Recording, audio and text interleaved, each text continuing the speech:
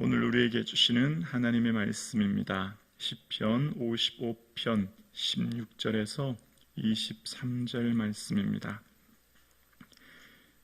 시편 55편 구약성경 842면 시편 55편 16절에서 23절입니다. 하나님의 말씀입니다. 함께 고백드리겠습니다.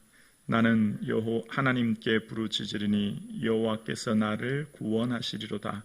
저녁과 아침과 정오에 내가 근심하여 탄식하리니 여호와께서 내 소리를 들으시리로다. 나를 대적하는 자가 많더니 나를 치는 전쟁에서 그가 내 생명을 구원하사 평안하게 하셨도다. 옛부터 계시는 하나님이 들으시고 그들을 낮추시리로다. 그들은 변하지 아니하며 하나님을 경외하지 아니함이니이다. 그는 손을 들어 자기와 화목한 자를 치고 그의 언약을 배반하였도다. 그의 입은 우유 기름보다 미끄러우나 그의 마음은 전쟁이요 그의 말은 기름보다 유하나 실상은 뽑힌 칼이로다. 내 짐을 여호와께 맡기라. 그가 너를 붙드시고 의인의 요동함을 영원히 허락하지 아니하시리로다. 하나님이여 주께서 그들의 파멸의 웅덩이에 빠지게 하시리이다. 피 흘리게 하며 속이는 자들은 그들의 날에 반도 살지 못할 것이나 나는 주를 의지하리이다. 아멘. 주님께서 새로운 한 주간 또 새로운 하루를 선물로 주셨습니다. 이렇게 빨리 흘러가는 세월 속에 매 순간마다 예수님을 더욱 깊이 묵상하는 한 주간 되기를 주님의 이름으로 축복합니다. 아멘. 다윗은 하나님 앞에 자신의 괴로운 마음을 토로하고 있는 탄식시가 오늘 본문의 시입니다. 오늘 본문은 나는 하나님께 부르짖으리니 라고 16절에 시작하고 있습니다. 성도는 하나님께 부르짖어야 삽니다. 성도는 기도로 삽니다. 하나님 앞에 엎드려야 사는 것이죠. 부르짖다라고 하는 원어의 뜻은 도움을 요청하다는 건데요. 하나님께 도움을 요청한다는 것이죠. 성도는 하나님께 도움을 요청해야 나 자신을 지키고 가정을 지키고 인생을 지키는 거죠. 우리가 사는 이 세상은 사람들과 함께 섞여서 살아가고 있고 사람들은 자신의 관점, 자신의 아는 것으로 판단하고 평가합니다. 그래서 오해와 왜곡이 많죠. 인생을 살면서 깨닫는 것이 있습니다. 바로 사랑하면 아프다는 겁니다. 사랑하면 참으로 힘들고 어렵다는 거죠. 여러분, 상처는 누가 더 받을까요? 사랑이 더 큰 사람이 더 크게 상처받습니다. 더 큰 사람이, 더 크게 사랑하는 사람이 더 큰 상처를 받습니다. 왜냐하면 더 많이 기대하고 더 많이 내어주고 더 많이 희생하고 바라보기 때문입니다. 그래서 사랑이 많으면 겁이 많아지고 소심해지고 사랑이 많으면 더 아프고 상처받고 눈물 날 때가 많은 것을 봅니다. 여러분, 나와 상관없는 사람들의 말은요, 아무렇지도 않아요. 나와 멀리 떨어져 있는 사람의 말은 별로 신경도 쓰이지 않습니다. 그런데 내 온 마음을 내어주고 내 모든 것을 주는 사랑하는 사람의 한마디 한마디 말은 얼마나 내게 큰 영향력을 미치는지 몰라요. 특별히 사랑하는 사람이 내 마음의 진의, 의도, 내 마음을 잘 이해하고 헤아리지 못할 때 너무너무 마음이 아픕니다. 순수한 마음으로 사랑하고 순수한 마음으로 다가가지만 우리의 의도를 왜곡하고 우리의 의도를 다른 것으로 생각할 때 가슴이 무너지죠. 그래서 우리의 인생 가운데에서 가장 힘들고 어려운 것은 사실 멀리 있는 사람이 아니라 가까이 있는 사람과의 관계요. 그로부터 받는 상처임을 깨닫게 됩니다. 믿음의 사람 다윗도 그랬지요. 자신의 장인 어른 사울, 사랑하는 아들 압살롬, 자신의 백성인 10사람들, 블레셋 사람으로 고통받고 있던 그일라 사람들 군사를 이끌고 가 생명을 걸고 그들의 재산과 가족을 구해줬건만 그들을 배반하는 그일라 사람들, 자신의 믿고 의지했던 신하 아이도벨, 자신의 한 백성인 시므이, 말할 수 없는 사람들로부터 다윗은 배신을 당합니다. 상처를 받죠. 감당하기 어려운 상처를 받아요.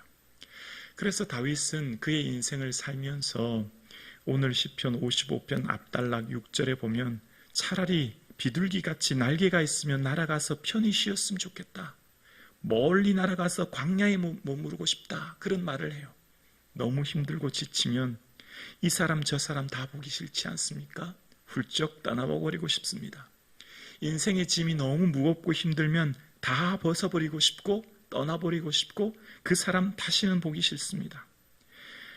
내가 뭐가 아쉬워서 이런 고생하며 내가 뭐가 아쉬워서 이 고통받아야 할까라고 생각 들죠. 비둘기처럼 날개가 있다면 멀리 떠나버리고 싶은 것이 다윗의 마음이었고 왜 그를 그렇게 고통스럽게 하고 왜 떠나버리고 싶었냐면 시편 55편 13절과 14절에 보면 나의 동료, 나의 친구, 나의 가까운 친구가 늘 주의 성전에 함께 다녔던 그가 내게 상처를 주었기 때문이라고 얘기합니다. 늘 가까이 있었던 사람이 내 마음을 알아줄 줄 알았는데 늘 함께 했던 친구는 내 마음, 내 의도를 잘 이해해 줄 줄 알았는데 그 사람마저 내 의도를 왜곡하고 내게 배반하여 상처를 줄 때 고통이 컸음을 알게 됩니다. 오늘 함께 예배드리시는 사랑하는 성도님들의 마음은 어떠신지요? 인생을 살아가면서 상처 없는 인생이 있을까요? 인생을 살아가면서 가까운 이로부터 상처받지 않고 살아가는 사람 아마 아무도 없을 것입니다. 다 상처와 아픔으로 얼룩져 있고 우리는 모두가 상처투성인 인생임을 경험하게 되어집니다. 모두가 다 각자의 짐, 각자의 절대값의 고난을 가지고 매일을 살아가는 것이죠. 그래서 오늘 다윗은 그 아픔이 너무나 크고 견딜 수 없어서 17절에 이렇게 탄식합니다. 17절입니다. 저녁과 아침과 정오에 내가 근심하여 탄식하리니 여호와께서 내 소리를 들으시리로다. 유대인은 하루에 3번 기도했죠. 저녁과 아침과 정오입니다. 유대력의 시작은 우리는 태양이 뜨는 시작을 아침을 하루로 시작했지만 유대인은 저녁을 새로운 하루로 시작하지 않습니까? 그러니까 하루에 3번 기도했던 그 습관을 얘기합니다. 그런데 오늘 본문은 하루의 전체임을 알게 됩니다. 하루의 온전한 하루 전체. 그러니까 하루 종일 근심하고 탄식했다. 탄식은 울다라는 말이거든요. 하루 종일 마음이 너무 무겁고 힘들고 어려워서 하나님 앞에 탄식했고 눈물 흘릴 수밖에 없었다는 겁니다. 그런데 17절의 후반절에 이렇게 말합니다. 여호와께서 내 소리를 들으시리로다. 하나님은 다 보고 계시는 것이죠. 그래서 다윗은 늘 그렇게 고백하는 거예요. 눈을 뜨면서 눈을 감을 때까지 하나님 저 보고 계시죠? 하나님 제 마음 아시죠? 사람들은 몰라줘도 주님만은 제 마음 아시죠? 늘 그렇게 주님을 바라보며 눈물 흘렸다는 것입니다. 하나님 앞에 탄식하며 통곡했던 다윗의 모습을 오늘 본문은 이야기합니다. 다윗의 삶 가운데 오직 주님만을 의지할 수 있었던 것은 그 하나님이 어떤 하나님이냐면 19절에 이렇게 이야기합니다.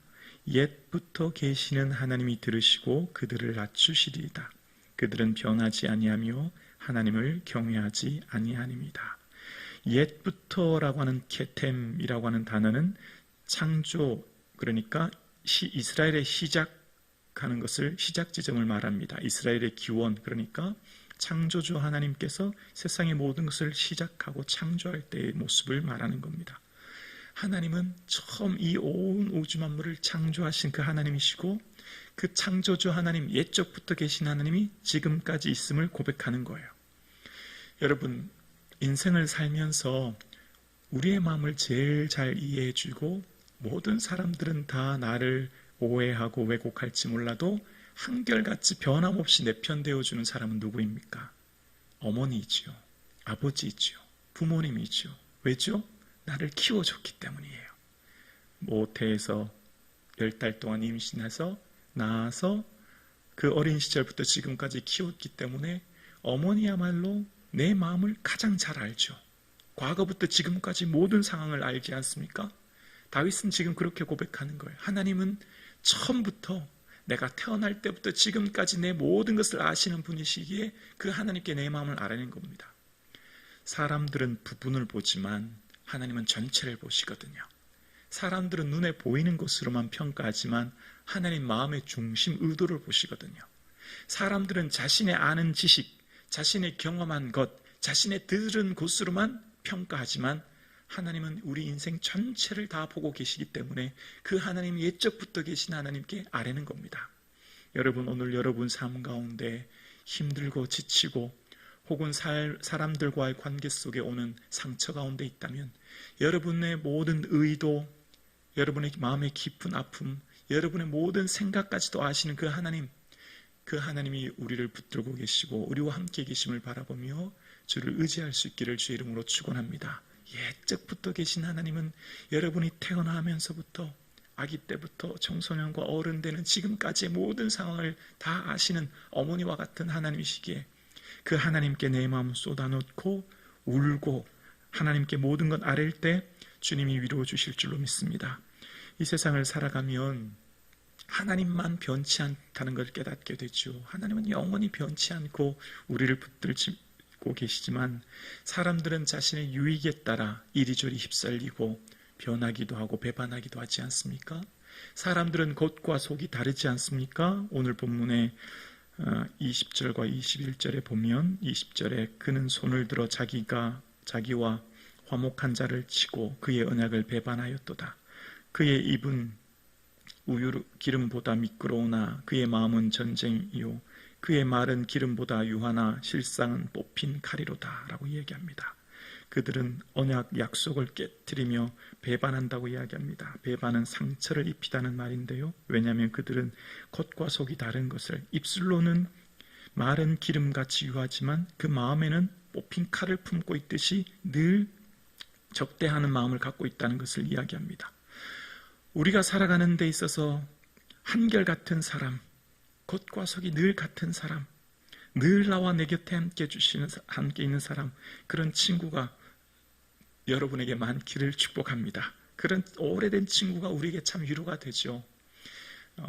술과 친구는 오래될수록 좋다는 옛말이 있지 않습니까? 여러분 곁에는 어떻습니까?